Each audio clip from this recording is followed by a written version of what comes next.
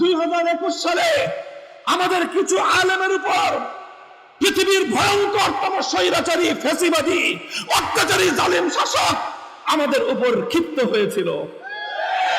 অপরাধ আমাদের দুটো ছিল। এক নম্বর অপরাধ, আমরা আল্লাহর জমিনে মূর্তির বিরুদ্ধাচরণ করেছিলাম, এটা ছিল আমাদের অপরাধ। আমাদের 2 নম্বর অপরাধ ছিল যে আমরা আল্লাহর জমিনে যারা মুসলমানদের রক্ত নিয়ে হোলি খেলেছে, যারা আমাদের পবিত্র মসজিদ 500 বছরের প্রাচীন মসজিদ বাবরি মসজিদ যারা শহীদ করে দিয়েছে, সেই খুনিদের বিরুদ্ধে আবার বাবরি মসজিদের আন্দোলন নিয়ে আল্লাহর ঘরের ইজ্জত রক্ষা করার শপথ নিয়েছিলাম। এই দুটো কারণে তারা আমাদের উপর ক্ষিপ্ত হয়েছিল। আর এই ক্ষিপ্ত হয়ে এমন কোন অপকৌশল নাই যেটা আমাদের উপর প্রয়োগ করা হয় নাই। আমাদের নেতৃবৃন্দকে সুকৌশলে হত্যা করা হয়েছে, আমাদের আল্লামা আহমদ শফীকে হত্যা করা হয়েছে, আমাদের আল্লামা জুনায়েদ বাবুনগরীকে হত্যা করা হয়েছে, আমাদের আল্লামা নূর হোসেন কাসিমিকে হত্যা করা হয়েছে। আমাদেরকে চরমভাবে জনবিচ্ছিন্ন করার জন্য গোটা রাষ্ট্রযন্ত্রকে আমাদের বিরুদ্ধে লেলিয়ে দেওয়া হয়েছে। ষড়যন্ত্রের তুলনায় আমরা ছিলাম অনেক দুর্বল। তবে একটা সিদ্ধান্ত ছিল, দুনিয়ার স্বার্থের জন্য ঈমান বিক্রি করব না। আল্লাহ সাহায্য করেছেন কি করেন নাই? বলেন, আল্লাহ সাহায্য করেছেন কি করেন নাই? যারা আমাদেরকে জনবিচ্ছিন্ন করতে চেয়েছিল, আলহামদুলিল্লাহ শুধু এই কারণেই জনগণ এখন আমাদেরকে আরো বেশি ভালোবাসতে আরম্ভ করেছে। যারা আমাদেরকে মানুষের কাছ থেকে বিচ্ছিন্ন করতে চেয়েছিল, এই কারণে আল্লাহ পাক তাদেরকে শুধু মানুষ থেকে নয়, গোটা জাতি এবং মানচিত্র থেকে আল্লাহ তাদেরকে বিচ্ছিন্ন করে দিয়েছেন। ইমানদার, তুমি শপথ নিয়ে মাঠে নামো, হিম্মত নিয়ে তুমি মাঠে নামো। আজ আল্লাহ তোমাকে সাহায্য করবেন। আজ আল্লাহর সাহায্য আসমানে তোমার জন্য অপেক্ষমান আছে। তুমি আসো, ইস্তেকামতের পথ ধরো, লোভ লালসা ত্যাগ করো, ভয় ভীতিকে উপেক্ষা করো। আমরা দেখতে পাচ্ছি বর্তমান যুগের বাংলাদেশের তরুণ প্রজন্মের হাতে বাংলাদেশে ইসলাম এবং খেলাফতের পতাকা উঠবে ইনশাআল্লাহ।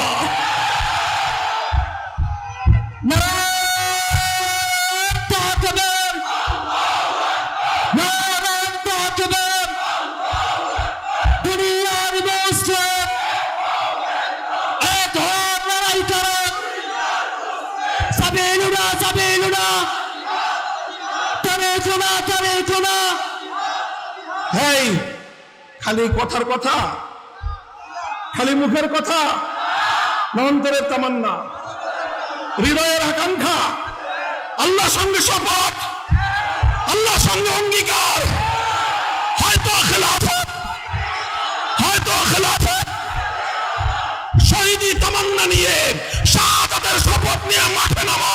খোদার কসম খেয়ে বলি, আগামী বাংলাদেশ হবে ইসলামের বাংলাদেশ। এই বাংলাদেশকে কেউ দাবায় রাখতে পারবে না। এদেশে ইসলাম প্রতিষ্ঠায় কেউ বাধা হয়ে দাঁড়াতে পারবে না ইনশাআল্লাহ।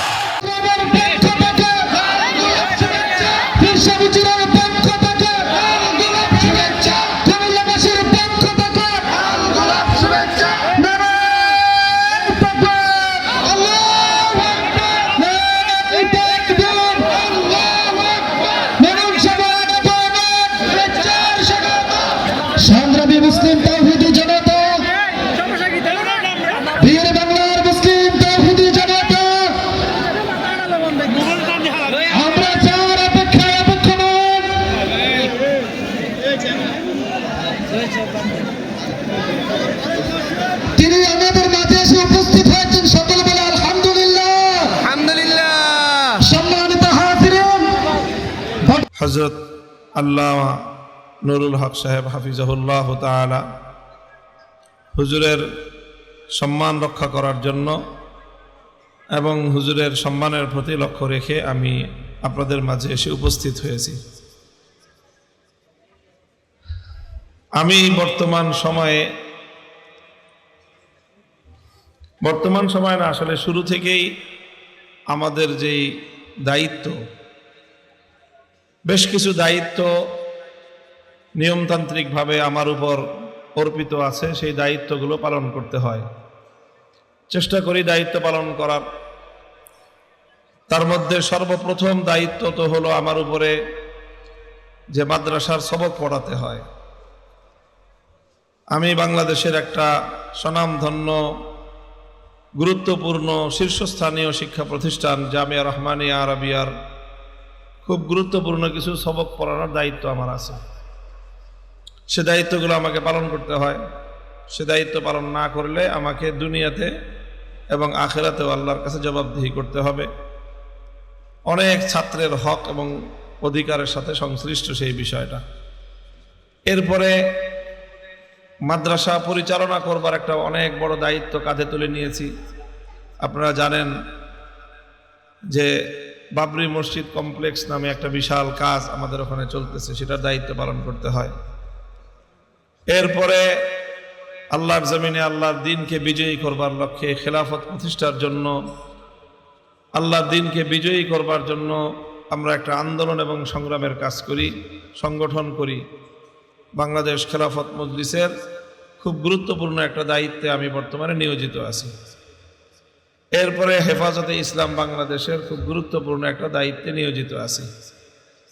এর বাইরে ওলামায়ে ইকরামের পক্ষ থেকে প্রতিনিধি হিসাবে জাতীয় অনেক কাজের সাথে সংশ্লিষ্ট থাকতে হয়।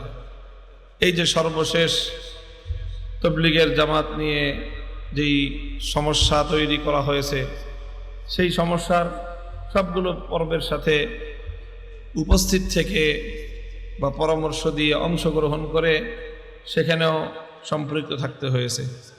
এই সবগুলো কাজ করার পরে মাঝে মাঝে কিছু ওয়াজ মাহফিলেও যাই, কিছু কথাবার্তা বলার আল্লাহ পাক তৌফিক দান করেন। তো এই মাহফিলগুলোর কাজটা এটা একটা গুরুত্বপূর্ণ কাজ। তবে আমার অন্যান্য কাজের তুলনায় আমার জন্য এই কাজটার গুরুত্ব যথেষ্ট থাকলেও অন্য কাজের কারণে এই কাজটার জন্য দাওয়াত এবং এই যে মাহফিলের বয়ান করার জন্য আমি যথেষ্ট সময় দিতে প্রস্তুত না, বা আমার হাতে সেই সময় নাই। কিন্তু সবাই ভালোবাসে, সব জায়গায় যাওয়ার জন্য সবাই দাওয়াত দেয়, চাপ দেয়। এই জন্য কিছু নিয়ম মেনে চলি, যেন সব জায়গার মানুষের সাথে অন্তত একটু দেখা হয়ে যায়। এই জন্য যেই নিয়মটা আমি এখন অনুসরণ করতেছি সেটা হলো, বাংলাদেশের জেলা কতগুলা, অন্তত এক একটা জেলায় যেন একবার করে যেতে পারি। তো একবার করে যদি আমার এক একটা জেলায় যেতে হয়, কত দিনের দরকার? 64টা দিনের দরকার। তো এরপরে বাংলাদেশে অনেক বড় বড় শিক্ষা প্রতিষ্ঠান আছে, যে সকল শিক্ষা প্রতিষ্ঠানগুলোতেও অন্তত দুই একবার করে যেতে হয়। আরো কিছু বিষয় থাকে। তো সেই হিসাবে এক একটা জেলায় একদিন করে যাওয়ার পরিকল্পনা এবং সিদ্ধান্ত।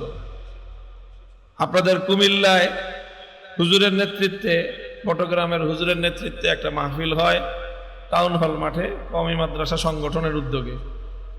তো মনে করি ওখানে আসলে সব হুজুরদের সাথে আমার দেখা হয়ে যায়, সব মাদ্রাসার ছাত্রদের সাথেও দেখা হয়ে যায়।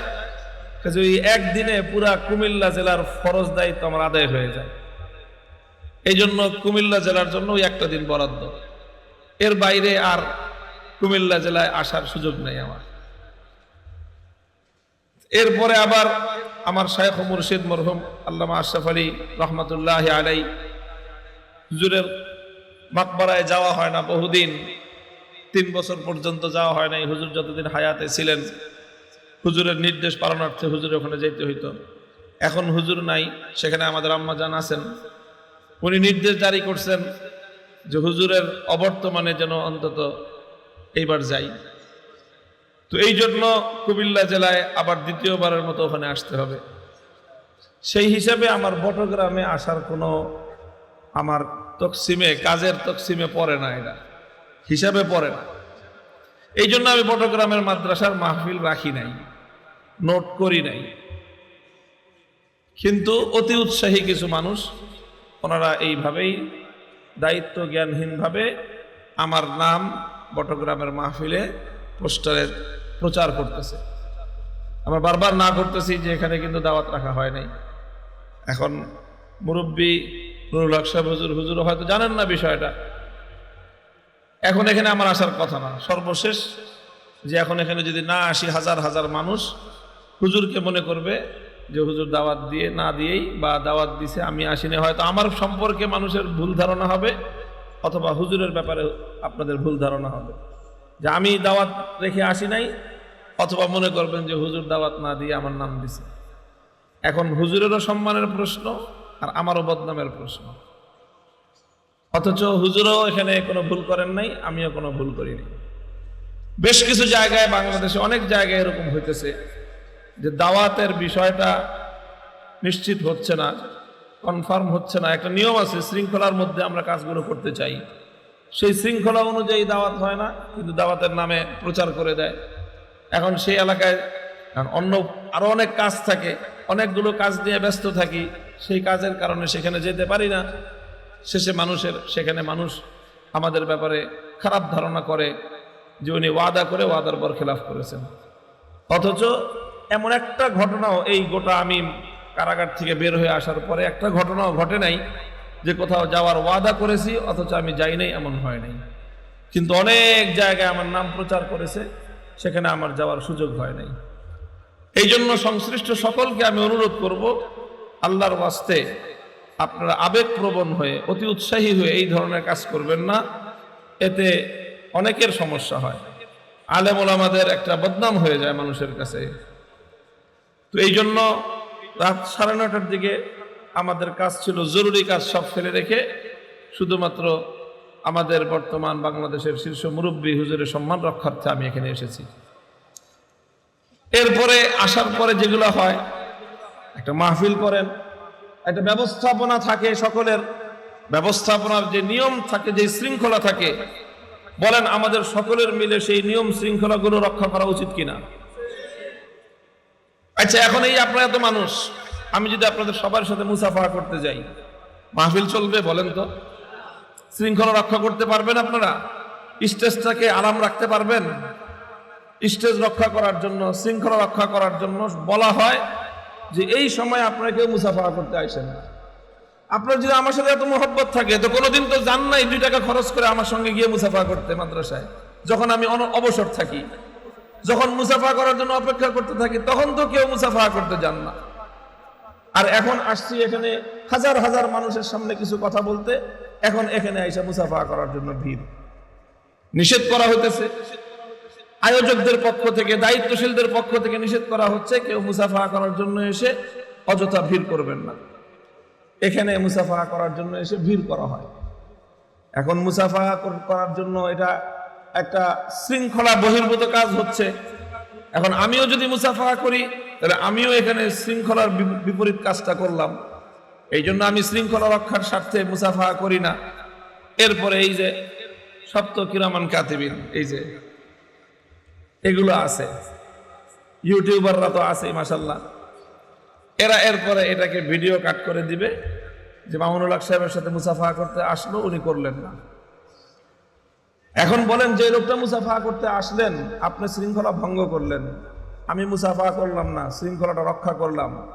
এরপরে যারা এই দৃশ্যটা দেখায় বদনামটা করলো, যে আপনি মুসাফাহা করতে এসে মানুষের সামনে যে এই যে আমাকে বদনাম করলেন, আপনি কতটুকু ভালো কাজ করলেন বলেন? কে কার কথা শুনবে?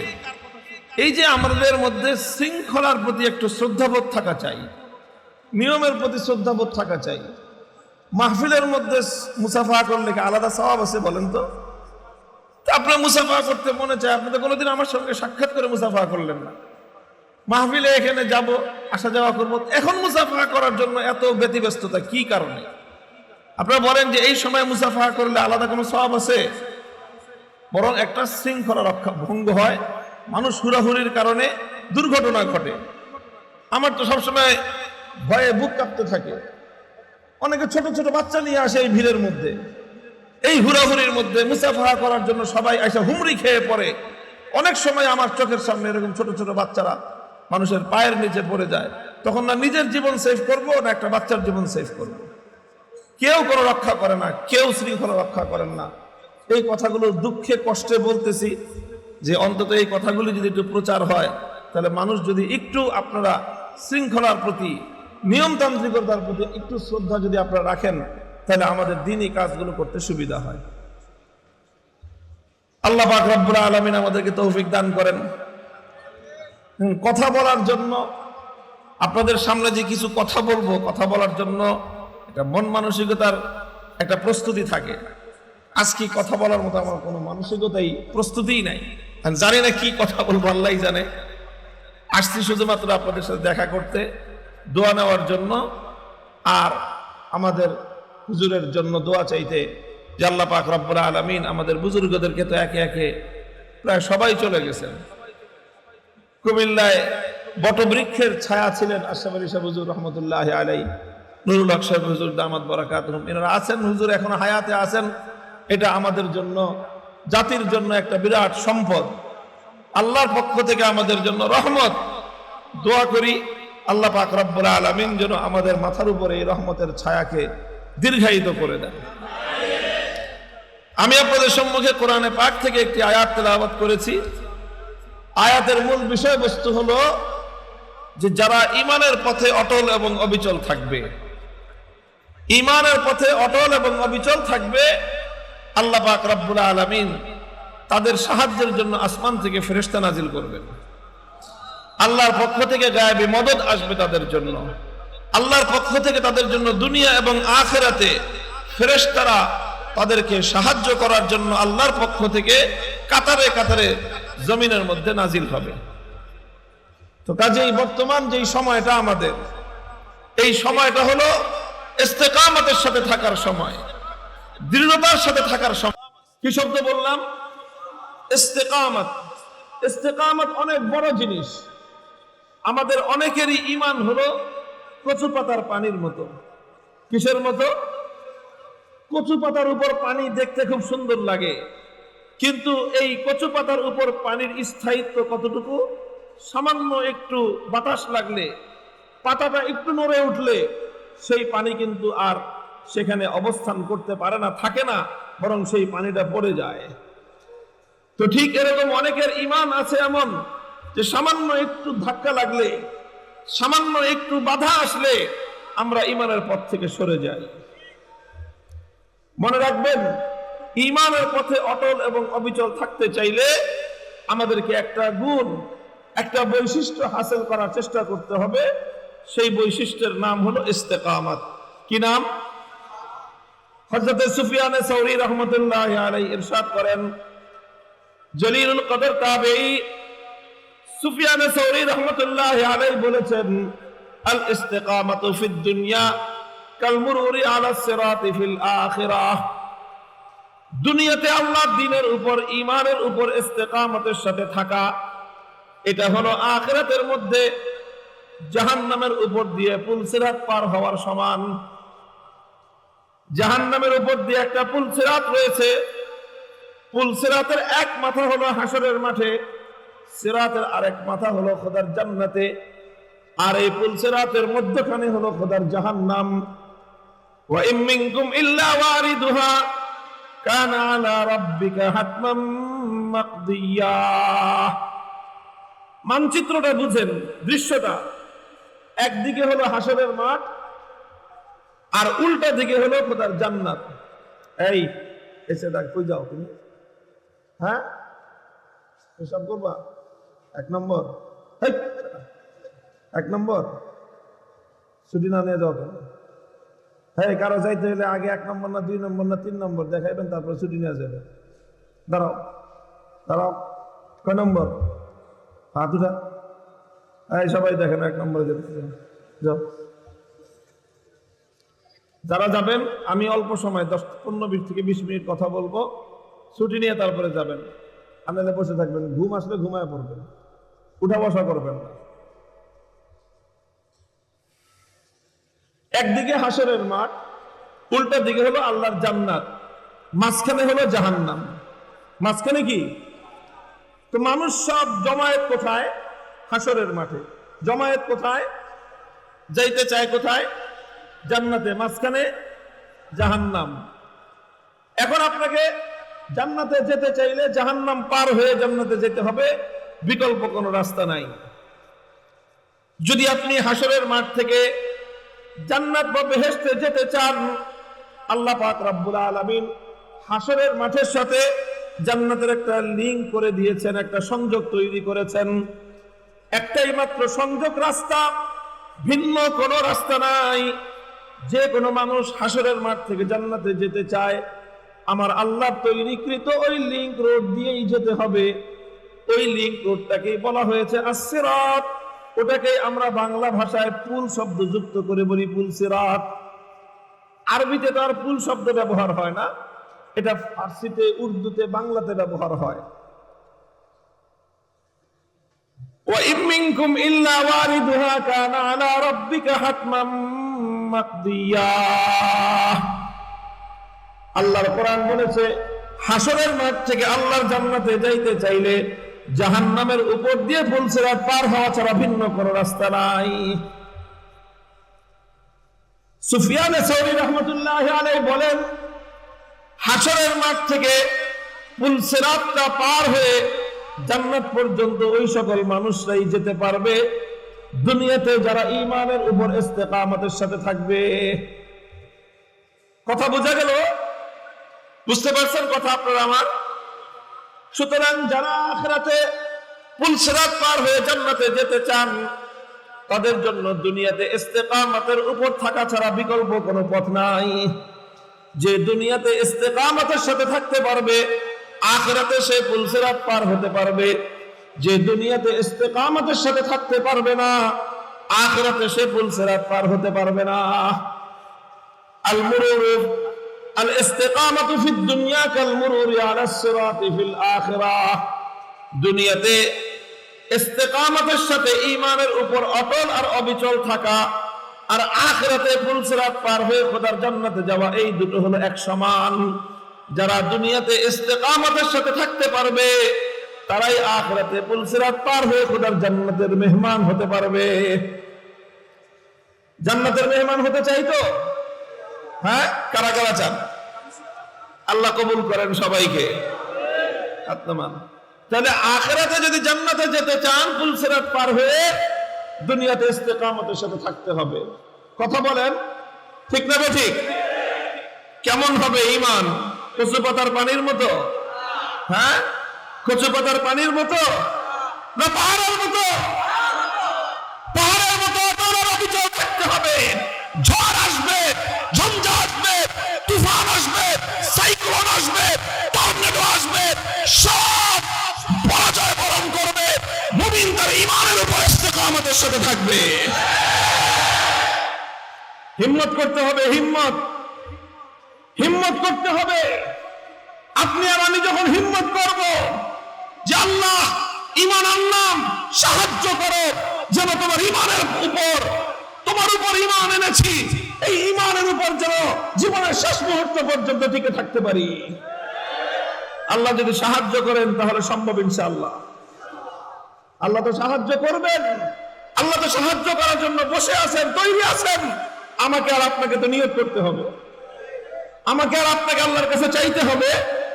এই জন্য আল্লাহর কাছে চাইবো আমরা যে আল্লাহ, তুমি তোমার ঈমানের উপর আমাকে অটল রাখো, অটল রাখো। এই ইস্তেকামতের পথে দুই রকম বাধা আসে। কয় রকম বাধা? কয় রকম বাধা? এই দুই রকম বাধা আসবে, এটা জানা কথা, আগাম জানায় দেওয়া হচ্ছে, যাতে কেউ এই কথা পরবর্তীতে বলতে না পারে যে আগে তো আমাদের জানা ছিল না। ইস্তেকামতের পথে, ঈমানের পথে চলতে হলে দুই রকম বাধা আসবে। আমাদেরকে এই দুই রকম বাধা অতিক্রম করেই শেষ মুহূর্ত পর্যন্ত, একেবারে জীবনের অন্তিম সময় পর্যন্ত আল্লাহর দ্বীনের উপর অটল এবং অবিচল থাকার চেষ্টা করতে হবে। আল্লাহ তৌফিক দান করেন। ইস্তেকামতের পথে প্রথম বাধা হলো, প্রথম বাধাটা হলো মোলায়েম বাধা, নরম বাধা। প্রথম বাধাটা কেমন? নরম আর মোলায়েম। সেটা হল লোভ আর লালসার বাধা। কিসের বাধা? লোভ আসবে, লালসা আসবে। আপনাকে ঈমানের পথ থেকে সরিয়ে দেওয়ার জন্য, হকের পথ থেকে সরিয়ে দেওয়ার জন্য লোভ দেখানো হবে, লালসা দেখানো হবে। কখনো আসবে টাকার লোভ, কখনো আসবে দুনিয়ার বিভিন্ন স্বার্থের লোভ, কখনো আসবে পদ পদবীর লোভ। এই লোভ লালসার মাধ্যমে শয়তান এবং তার দোসরেরা মুমিনের ঈমানের পথ থেকে তাকে সরিয়ে দিতে চায়। এক কথায় বলতে গেলে টাকা দিয়ে, পদ দিয়ে, দুনিয়ার স্বার্থ দিয়ে মানুষের ঈমানকে খরিদ করতে চায়। আসবে যারা এই হকের উপর থাকতে চায়, যারা এই হকের পথে চলতে চায়, তাদের জন্য জীবনে অবশ্যই লোভ আসবে, লালসা আসবে, স্বার্থের হাতছানি আসবে, দুনিয়ার অনেক স্বার্থের হাতছানি তাদের উপর তাদের সামনে আসবে। তখন যারা দুর্বল চিত্তের মানুষ, তখন তারা দুনিয়ার স্বার্থের সামনে অমূল্য ঈমানটা বিক্রি করে দেয়। বহু আছে এরকম, ঈমানের মূল্য না বুঝে হকের উপর থাকে না, দুনিয়ার সামান্য স্বার্থকে তারা খরিদ করে নেয়। আল্লাহ পাক রব্বুল আলামিন কোরআনে পাকের মধ্যে জায়গায় জায়গায় বলেছেন, লা তাশতারু বিআয়াতিল্লাহি সামানান কালিলা।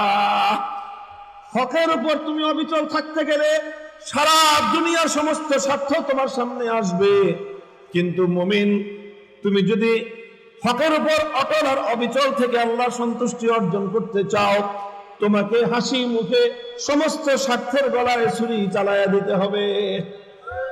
হ্যাঁ, স্বার্থকে ত্যাগ করতে হবে, লোভ লালসাকে ত্যাগ করতে শিখতে হবে, জানতে হবে, সিদ্ধান্ত নিতে হবে যে আমি হকের উপর অটল থাকবো, অবিচল থাকবো, হক ছাড়বো না, দুনিয়াকে ছাড়বো, দুনিয়ার স্বার্থ ছাড়বো, দুনিয়ার টাকা পয়সা ছাড়বো, দুনিয়ার পদ পদবি ছাড়বো, দুনিয়ার মান সম্মান ছাড়বো, হকের ঝান্ডা ছাড়বো না।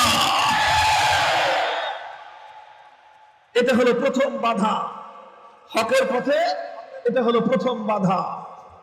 এই বাধা যখন আপনি অতিক্রম করবেন আল্লাহর মেহেরবানিতে, এই বাধা অনেকেই অতিক্রম করতে পারে যাদের আল্লাহর রহম হয়। আল্লাহ যাদেরকে মেহেরবানি করেন তারা এই বাধা অতিক্রম করে যায়। এই বাধা অতিক্রম করার পরে দ্বিতীয় বাধা যেটা আসবে সেটা এর চেয়ে বড় কঠিন বাধা।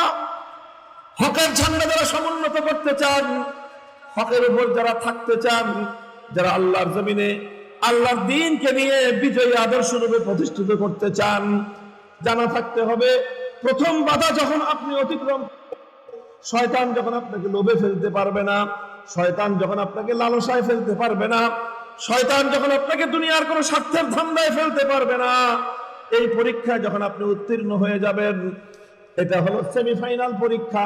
সেমিফাইনাল পরীক্ষায় যখন আপনি উত্তীর্ণ হয়ে গেলেন, এবার আপনার জীবনের সামনে আসবে ফাইনাল পরীক্ষা। ফাইনাল পরীক্ষাটা হলো এই, শয়তান এবং তার দোসরদের পক্ষ থেকে হকের ঝান্ডা উত্তোলনকারী, সত্যের পথে অবিচল যারা থাকতে চায়, সেই ঈমানদার, সেই ইস্তেকামতের সাথে যারা থাকতে চায়, তাদের পথে দ্বিতীয় বাধাটা আসবে ভয় আর ভীতির বাধা। আপনাকে ভয় দেখানো হবে, ভীতি প্রদর্শন করা হবে, হুমকি আসবে, ধমকি আসবে, অনেক রকম বাধা আসবে। কখনো আপনাকে হামলা মামলার ভয় দেখানো হবে, কখনো আপনাকে জেল জুলুম বরদাস্ত করতে হবে, কখনো আপনাকে গুম আর খুনের শিকার হওয়া লাগবে, কখনো আপনার জীবনের উপর হুমকি আসবে, আপনার জীবনের উপর হামলা আসবে, এমনকি কখনো কখনো এমন হতে পারে জীবনের বিনিময়ে আপনাকে হকের উপর থাকতে হবে। হয় আপনি হকের উপর থাকবেন, আর না হয় আপনি জীবনের মায়া নিয়ে থাকবেন। আপনি জীবনের মায়া ত্যাগ করতে হবে হকের উপর থাকতে গেলে। মুহতারাম হাজিরিন, শেষ মুহূর্তে সিদ্ধান্ত থাকতে হবে। আল্লাহর কাছে আমরা আফিয়ত চাই, আল্লাহ তুমি আমাদেরকে শান্তিতে রাখো, নিরাপদে রাখো, কিন্তু যদি প্রয়োজন হয় আল্লাহর জন্য, দ্বীনের জন্য, ঈমানের জন্য যদি জীবনের মায়া ত্যাগ করতে হয়, জীবনের মায়া ত্যাগ করার সিদ্ধান্ত নিতে হবে।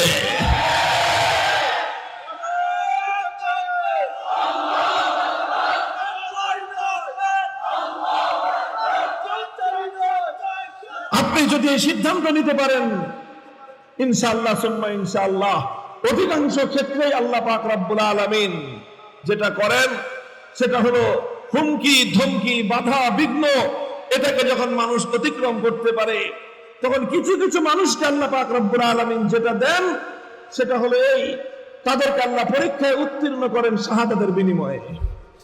কাউকে আল্লাহ পাক শহীদি মৃত্যু দান করেন, যারা শুধু শহীদের মৃত্যু যাদের কপালে জুটলো, আল্লাহর কসম খেয়ে বলি আসমান আর জমিনের মধ্যে তার মতো সৌভাগ্যবান আর কেউ নাই। কিসের ভয়? শহীদি মৃত্যু তো সেই মৃত্যু যে মৃত্যুর কামনা করেছেন, যে মৃত্যুর জন্য আজীবন তামান্না করেছেন, যে মৃত্যুর জন্য আজীবন ছটফট করেছেন স্বয়ং সরওয়ারে কায়নাত মুহাম্মদ আরবি সাল্লাল্লাহু আলাইহি ওয়াসাল্লাম। যে মৃত্যুর জন্য আল্লাহর নবী নিজে বরং নিজে তামান্না করেন, নিজে আকাঙ্ক্ষা ব্যক্ত করেন, এমন তামান্না শহীদ মৃত্যু তো সেই জিনিস একজন সাহাবী পাওয়া যাবে না যে সাহাবী শহীদ মৃত্যুকে বরণ করার জন্য আল্লাহর কাছে দোয়া না করেছেন। প্রত্যেক সাহাবী এত উঁচু মর্যাদা পাওয়া সত্ত্বেও, সাহাবী হওয়া সত্ত্বেও, আল্লাহর নবীর সাহচর্য পাওয়া সত্ত্বেও তাদের প্রত্যেকের দিলের কামনা ছিল, বাসনা ছিল, তামান্না ছিল যে হে আল্লাহ তুমি আমাকে শহীদ মৃত্যু দান করো। ভাই শহীদ মৃত্যু চাইলেই সবাই পায় না, শহীদ মৃত্যু চাইলেই সবাই পায় না।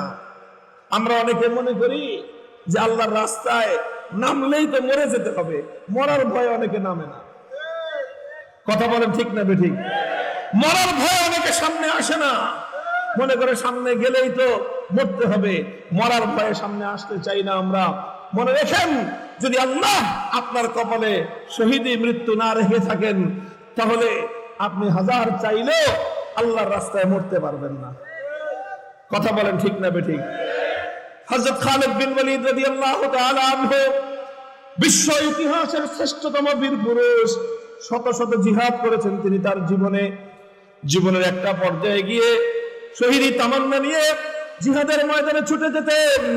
পৃথিবীর এক প্রান্ত থেকে আরেক প্রান্ত পর্যন্ত তিনি জিহাদ করেছেন, জিহাদের ঝান্ডা নিয়ে ছুটে বেরিয়েছেন, হৃদয়ের মধ্যে জিহাদের তামান্না তিনি পুষতেন। শত শত জিহাদ করলেন কিন্তু শহীদি মৃত্যু তার নসিব হলো না। শহীদি মৃত্যুর জন্য একটা সময় গিয়ে তিনি অস্থির হয়ে গেলেন। অস্থির হয়ে তিনি যে কাজটা করলেন সেটা হলো এই, তিনি যখন জিহাদের ময়দানে যেতেন কোনো প্রোটেকশন ছাড়া, উইদাউট এনি প্রোটেকশন, কোনো প্রোটেকশন ছাড়া, কোনো লোহার বর্ম ছাড়া, কোনো ঢাল ছাড়া, শুধুমাত্র একটা তরবারি নিয়ে জিহাদের ময়দানে তিনি অবতীর্ণ হয়ে যেতেন। যুদ্ধ করতেন, শত শত হাজার হাজার লক্ষ লক্ষ কাফের বেঈমানদের সঙ্গে যুদ্ধের ময়দানে তিনি একা শত্রুদের কাতারের মধ্যে ঢুকে পড়তেন। আর কামনা একটাই থাকতো, আমার হাতে কোনো ঢাল নাই, আমার বুকের মধ্যে কোনো লোহার বর্ম নাই, কোন শত্রুর তীরের আঘাত, কোন শত্রুর বল্লমের আঘাত, কোন শত্রুর তরবারির আঘাতে যেন আমার মৃত্যুটা হয়, আর আমি যেন জিহাদের ময়দানে শাহাদাত বরণ করে আল্লাহ পাক রব্বুল আলামিনের কাছে যেন আমি শহীদ হয়ে হাজির হতে পারি। তিনি একটা সময় কি করতেন না, হাতে ঢাল রাখতেন না, হাতে শরীরে বর্ম পরতেন না। কেন? শহীদ হওয়ার জন্য, শুধু শহীদ হওয়ার জন্য।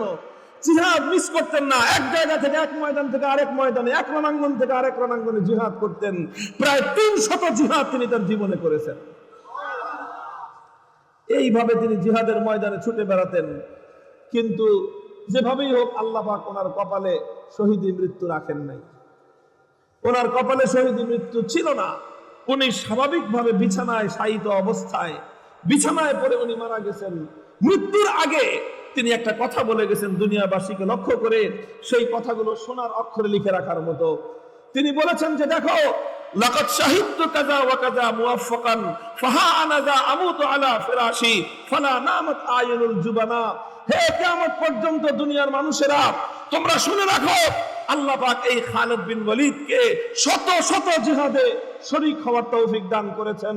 শাহাদাতের তামান্না নিয়ে আমি পারস্য থেকে রোম সাম্রাজ্যের প্রতি জায়গায় ছুটে গিয়েছি, কিন্তু আমি শহীদি মৃত্যুকে খুঁজে পাই নাই। আমি যেখানে গেছি আমাকে দেখে মৃত্যু ভয় পালাইছে। আমি যেখানে যাই মরণ পলায়, মরণকে আমি ধরতে চাই কিন্তু মৃত্যু আমার হাতে ধরা দেয় না।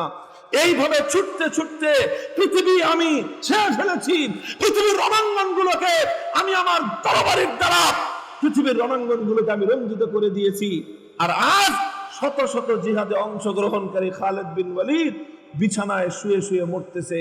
সুতরাং হে দুনিয়ার কাপুরুষের দল, তোমরা যারা মনে করো আল্লাহর জন্য জিহাদের ময়দানে গেলেই মরতে হবে, তোমরা আমাকে দেখে শিক্ষা গ্রহণ করো। আমি মৃত্যুকে খুঁজেছি পৃথিবীর প্রত্যেকটা প্রান্তে প্রান্তে, জিহাদের প্রতিটা রণাঙ্গনে, কিন্তু আমি কোথাও মৃত্যু খুঁজে পাই নাই। মৃত্যু শেষ পর্যন্ত এসে আমাকে বিছানায় আমাকে ধরেছে। কাজেই মৃত্যু চাইলেই, শহীদি মৃত্যু চাইলেই কিন্তু পাওয়া যায় না। আবার হযরত ওমর ফারুক রাদিয়াল্লাহু তাআলা আনহু তিনি আল্লাহর কাছে শাহাদাতের মৃত্যু চেয়েছেন, অথচ তিনি তখন খলিফাতুল মুসলিমিন, তিনি থাকেন সোনার মদিনায়। পৃথিবীর সবচেয়ে নিরাপদ শহর সোনার মদিনা, সেই মদিনা শরীফে তিনি আমিরুল মুমিনিন, অর্ধ জাহানের খলিফা, এমন একজন মানুষ মদিনায় থাকেন।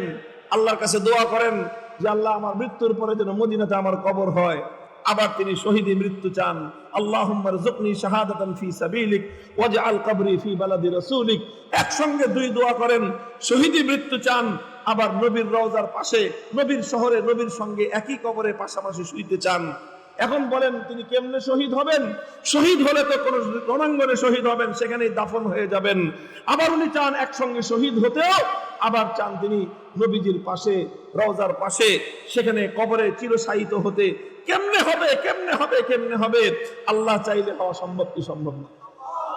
আল্লাহ পাক ব্যবস্থা করে দিলেন। তিনি ফজরের নামাজে ইমামতি করতেছেন মসজিদে নববীতে। ইমামুল মুমিনিন, আমিরুল মুমিনিন, খলিফাতুল মুসলিমিন ওমর ফারুক ইমামতি করতেছেন। পিছন দিক থেকে ইহুদি আক্রমণ করলো, আঘাত করলো ওনার পেটের মধ্যে। পেট বিদীর্ণ হয়ে গেল, রক্ত ঝরতে আরম্ভ করলো। 3 দিন পর্যন্ত রক্ত ঝরতে ঝরতে শাহাদাতের মৃত্যু তার নসিব হয়ে গেল। আল্লাহর নবী আবু বকর সিদ্দিকের পাশে তার কবর হয়ে গেল। একসঙ্গে আল্লাহ পাক তার 2 দোয়া কবুল করে দিলেন। আল্লাহ চাইলে শহীদের মৃত্যু পাওয়া যায়, আল্লাহ না চাইলে খালেদ বিন ওয়ালিদ শত শত রণাঙ্গনে গিয়েও শহীদের মৃত্যু পান নাই। কাজেই ভাই, কথা যেটা আমি বলতেছিলাম সেটা হলো জীবনের শেষ মুহূর্ত পর্যন্ত অটল আর অবিচল থাকতে হবে। যদি শহীদি মৃত্যু থাকে তাহলে এটা তো কোনো খারাপ কিছু না, এটা তো কোনো দুর্ভাগ্যের কিছু না, এটা ভয় পাওয়ার কিছু না। বরং শহীদি মৃত্যু তো সেই জিনিস যেটার জন্য প্রত্যেকটা মুমিনের আজন্ম লালিত স্বপ্ন বুকে ধারণ করা উচিত। শহীদি মৃত্যু তো সেই জিনিস যেটার জন্য আকাঙ্ক্ষা অন্তরে পোষণ করা উচিত। শহীদি মৃত্যু তো সেই জিনিস যার অন্তরের মধ্যে শহীদি মৃত্যুর আকাঙ্ক্ষা নাই, আল্লাহর নবীর ভাষা অনুযায়ী সে মুনাফিক, ওর ঈমানই নাই। কাজেই মরার ভয় কিসের? কথা বলেন ঠিক না বেঠিক? আল্লাহ পাক রব্বুল আলামিন হয় শহীদি মৃত্যু দিবেন, ইম্মাল ফাতহু ওয়া ইম্মা শাহাদা। আর যদি আল্লাহ পাক রব্বুল আলামিন শহীদি মৃত্যু কপালে না রাখেন, বিজয় নিয়ে ঘরে ফিরবো ইনশাআল্লাহ। কথা বলেন, বিজয় নিয়ে ঘরে ফিরবো, কথা ঠিক না বেঠিক? এরপরও ঈমানের পথে অটল আর অবিচল থাকবো। আলহামদুলিল্লাহ, দেখেন আমাদের মতো সামান্য কমজোর ইমানদার আমরা, দুর্বল ইমানদার আমরা, 2021 সালে আমাদের কিছু আলেমের উপর পৃথিবীর ভয়ঙ্করতম স্বৈরাচারী, ফ্যাসিবাদী, অত্যাচারী, জালিম শাসক আমাদের উপর ক্ষিপ্ত হয়েছিল। অপরাধ আমাদের দুটো ছিল। 1 নম্বর অপরাধ, আমরা আল্লাহর জমিনে মূর্তির বিরুদ্ধাচরণ করেছিলাম, এটা ছিল আমাদের অপরাধ। আমাদের 2 নম্বর অপরাধ ছিল যে আমরা আল্লাহর জমিনে যারা মুসলমানদের রক্ত নিয়ে হোলি খেলেছে, যারা আমাদের পবিত্র মসজিদ, 500 বছরের প্রাচীন মসজিদ, বাবরি মসজিদ যারা শহীদ করে দিয়েছে, সেই খুনিদের বিরুদ্ধে আবার বাবরি মসজিদের আন্দোলন নিয়ে আল্লাহর ঘরের ইজ্জত রক্ষা করার শপথ নিয়েছিলাম। এই দুটো কারণে তারা আমাদের উপর ক্ষিপ্ত হয়েছিল। আর এই ক্ষিপ্ত হয়ে এমন কোন অপকৌশল নাই যেটা আমাদের উপর প্রয়োগ করা হয় নাই। আমাদের নেতৃবৃন্দকে সুকৌশলে হত্যা করা হয়েছে, আমাদের আল্লামা আহমদ শফীকে হত্যা করা হয়েছে, আমাদের আল্লামা জুনায়েদ বাবুনগরীকে হত্যা করা হয়েছে, আমাদের আল্লামা নূর হোসেন কাসিমিকে হত্যা করা হয়েছে। আমাদেরকে চরমভাবে জনবিচ্ছিন্ন করার জন্য গোটা রাষ্ট্রযন্ত্রকে আমাদের বিরুদ্ধে লেলিয়ে দেওয়া হয়েছে। ষড়যন্ত্রের তুলনায় আমরা ছিলাম অনেক দুর্বল। তবে একটা সিদ্ধান্ত ছিল, দুনিয়ার স্বার্থের জন্য ঈমান বিক্রি করব না। আল্লাহ সাহায্য করেছেন কি করেন নাই? বলেন, আল্লাহ সাহায্য করেছেন কি করেন নাই? যারা আমাদেরকে জনবিচ্ছিন্ন করতে চেয়েছিল, আলহামদুলিল্লাহ শুধু এই কারণেই জনগণ এখন আমাদেরকে আরো বেশি ভালোবাসতে আরম্ভ করেছে। যারা আমাদেরকে মানুষের কাছ থেকে বিচ্ছিন্ন করতে চেয়েছিল, এই কারণে আল্লাহ পাক তাদেরকে শুধু মানুষ থেকে নয়, গোটা জাতি এবং মানচিত্র থেকে আল্লাহ তাদেরকে বিচ্ছিন্ন করে দিয়েছেন।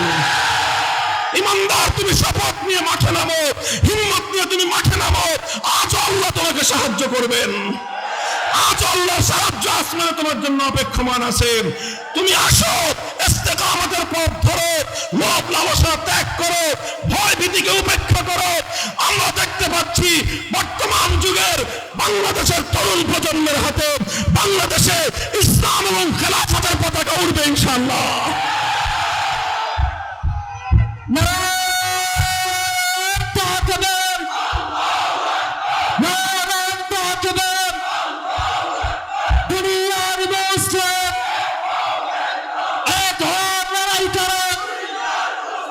সাবিলুনা সাবিলুনা তারেজুনা তারেজুনা। হেই, খালি কথার কথা, খালি মুখের কথা না, অন্তরের তামান্না, হৃদয়ের আকাঙ্ক্ষা, আল্লাহর সঙ্গে শপথ, আল্লাহর সঙ্গে অঙ্গীকার, হয়তো খেলাফত, হয়তো খেলাফত, শহীদি তামান্না নিয়ে, শাহাদাতের শপথ নিয়ে মাঠে নামো। খোদার কসম খেয়ে বলি, আগামী বাংলাদেশ হবে ইসলামের বাংলাদেশ। এই বাংলাদেশকে কেউ দাবায় রাখতে পারবে না, এদেশে ইসলাম প্রতিষ্ঠায় কেউ বাধা হয়ে দাঁড়াতে পারবে না ইনশাআল্লাহ। হয়তো শরীয়ত, আগামীর বাংলাদেশ, ইসলামী খেলাফত, আগামীর বাংলাদেশ, মামুন সাহেব এগিয়ে চলো, আমরা আছি তোমার সাথে। সাবিলুনা সাবিলুনা তারিকুনা তারিকুনা। আল্লাহ রাব্বুল আলামিন আমাদের সকলের এই কথাকে হৃদয়ের কথায় পরিণত করেন, এই শপথ আল্লাহ রক্ষা করার তৌফিক দান করেন। সব শয়তানি ধোঁকা, শয়তানের সকল অপকৌশলকে পরাস্ত করে আল্লাহ আমাদের এই পবিত্র, আমাদের এই প্রিয় মাতৃভূমিতে আল্লাহ ইসলামের ঝান্ডা সমুন্নত করে দেন।